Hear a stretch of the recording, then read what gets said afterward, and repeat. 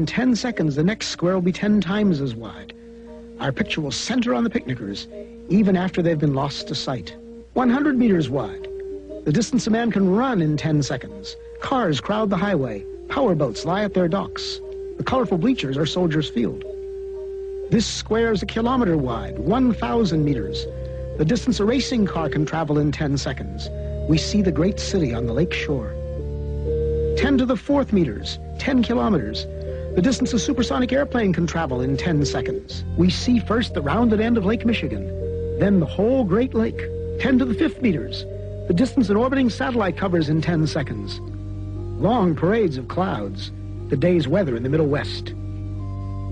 10 to the 6th, a 1 with 6 zeros, 1,000,000 meters. Soon the Earth will show as a solid sphere.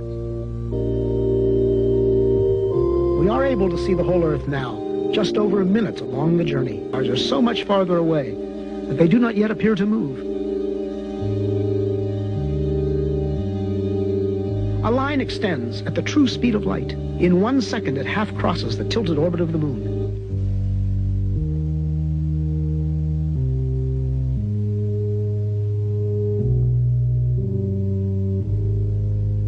Now we mark a small part of the path in which the Earth moves about the Sun. Now the orbital paths of the neighbor planets, Venus and Mars, then Mercury. Entering our field of view is the glowing center of our solar system, the Sun, followed by the massive outer planets, swinging wide in their big orbits.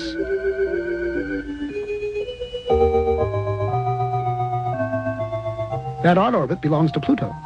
A fringe of a myriad comets too faint to see completes the solar system.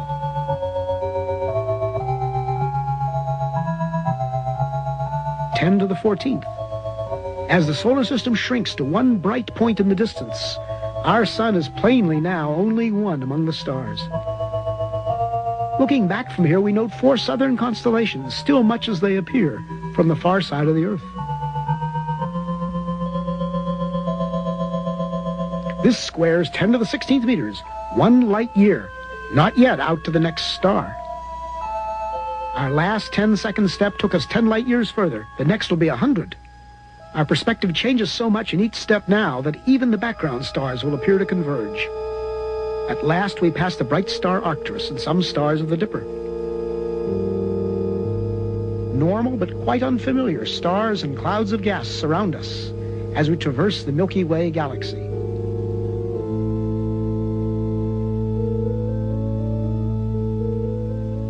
Giant steps carry us into the outskirts of the galaxy. And as we pull away, we begin to see the great flat spiral facing us. The time and path we chose to leave Chicago has brought us out of the galaxy along a course nearly perpendicular to its disk.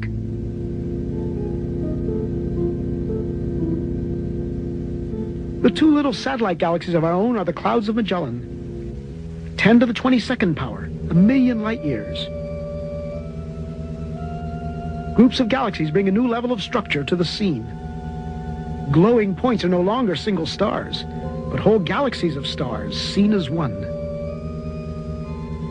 We pass the big Virgo cluster of galaxies among many others, 100 million light years out.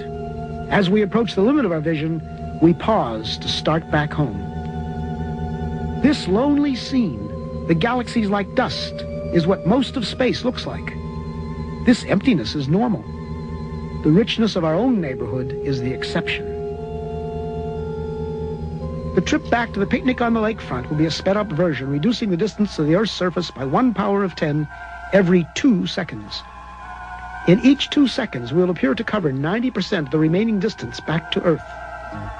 Notice the alternation between great activity and relative inactivity, a rhythm that will continue all the way into our next goal, a proton in the nucleus of a carbon atom beneath the skin on the hand of the sleeping man at the picnic.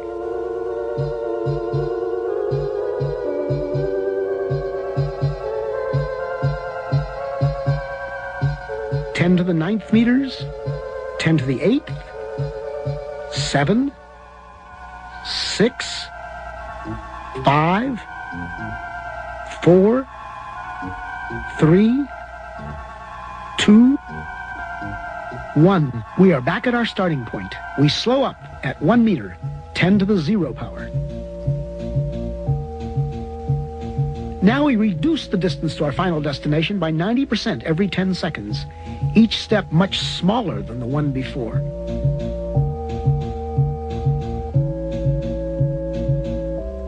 At 10 to the minus 2, 1/100th of a meter, 1 centimeter, we approach the surface of the hand. In a few seconds, we'll be entering the skin, crossing layer after layer from the outermost dead cells into a tiny blood vessel within. Skin layers vanish in turn. An outer layer of cells, felty collagen. The capillary containing red blood cells and a roughly lymphocyte.